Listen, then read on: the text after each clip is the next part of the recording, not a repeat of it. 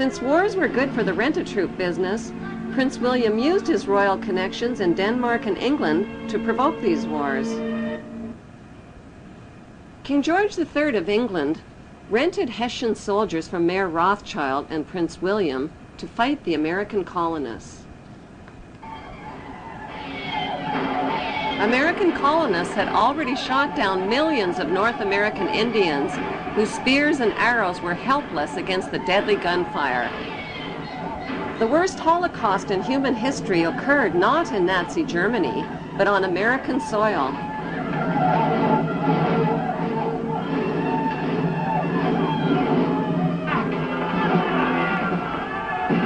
By 1776, British and Hessian troops arrived on American shores, ready to fight the American colonists.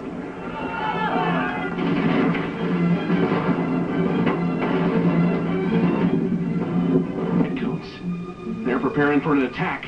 And we won't have long to wait either. See there? Hessian troops to the north.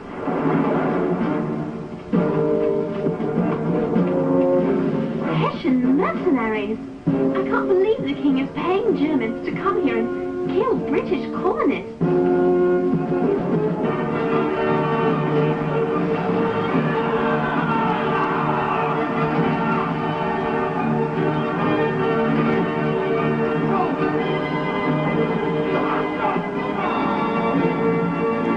The colonists won their independence, and Mayor Rothschild won his blood money for the heads of each and every Hessian soldier killed on the battlefield. Back in Europe, Napoleon, with his mighty French army, became master of Europe.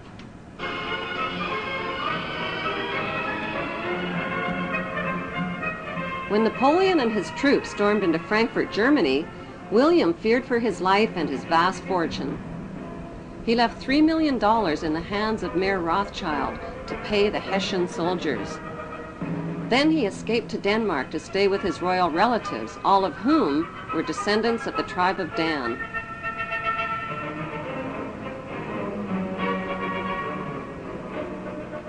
Mayor Rothschild received a stock market tip from his World Revolutionary Network.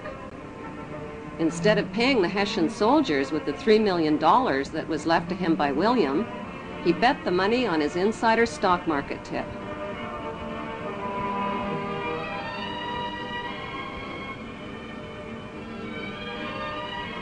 With his new fortune, Mayor Rothschild set up 5 family banks to be run by each of his 5 sons in London, Paris, Naples, Frankfurt, and Vienna.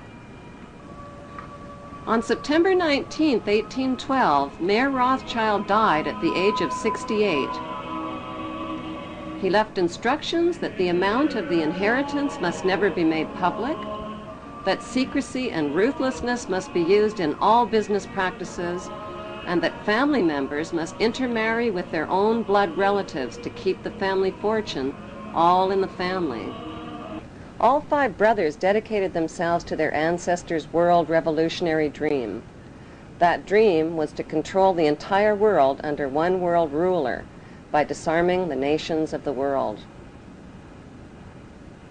A king, the son of David, will purify Jerusalem from the nations that trample her down, destroy the lawless nations, and gather a holy people whom he will lead in righteousness.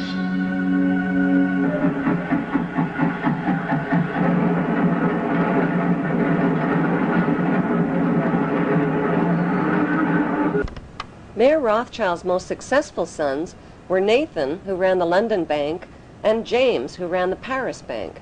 Together, they changed the face of history and became known throughout Europe as the Demon Brothers. Their father had given them a detailed New World Order plan for world control. Adam Weishaupt wrote and completed the plan on May 1st, 1776, with Rothschild financing. It was a futuristic plan that would put New World Order members over the next centuries into political power positions. I, George Walker Bush, do solemnly swear. I, George Walker Bush, do solemnly. It was a plan to divide and conquer the nations of the world by provoking wars, then profiting from war loans and from the sale of weapons to both sides. Exhausted by war, terror, and chaos, humanity would eventually bow down to one world ruler and one world army as a solution.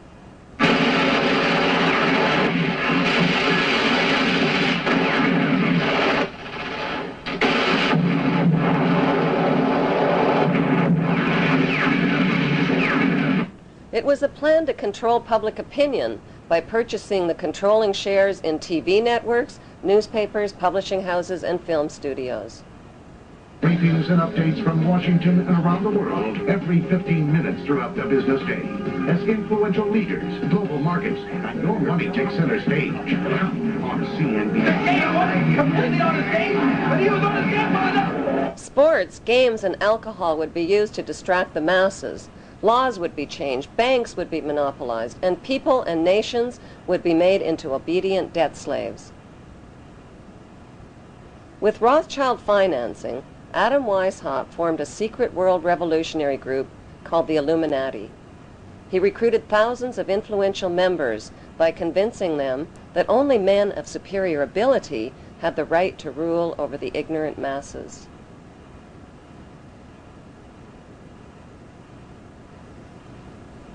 French police exposed the plan when they found documents on an Illuminati courier who was struck by lightning while traveling from Germany to France. The Illuminati was forced underground. They took refuge in the lodges of a secret brotherhood called the Freemasons, who practiced death and rebirth rituals and whose history dates back to the construction of Solomon's Temple.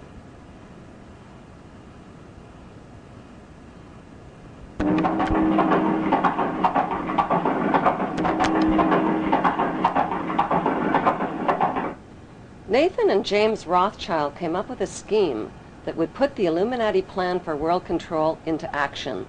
It would also make them filthy rich. The brothers helped finance both sides of Napoleon's famous Battle of Waterloo between the French and the English.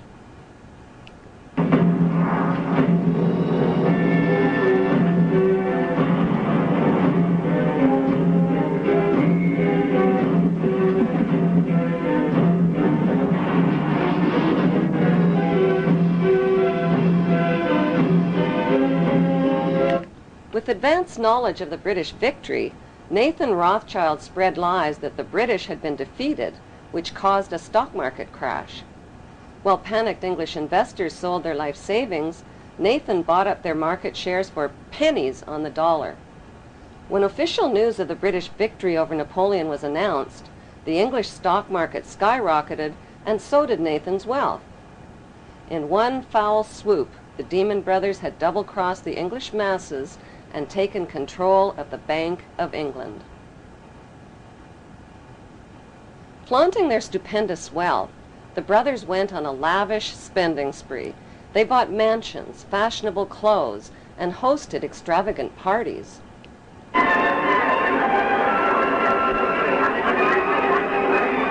By 1818, they had picked the pockets of French investors by crashing the French government bond market. According to plan, the brothers formed the world's first international bank and named it N.M. Rothschild and Sons. The Pope became their most famous customer. The Catholic Church, which had financed the wholesale slaughter, torture, and looting of hundreds of thousands of Muslims during the Christian Crusades, were now doing business with the Demon Brothers. By 1823, the Rothschilds were guardians of the entire papal treasure and took over the financial operations of the Catholic Church.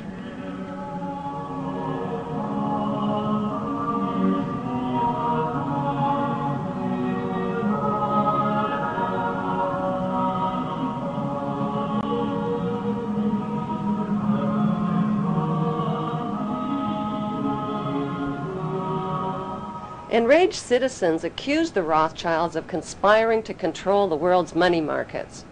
Fearing for their lives, the Rothschilds retreated into the shadows and cast their eyes on the youthful United States of America.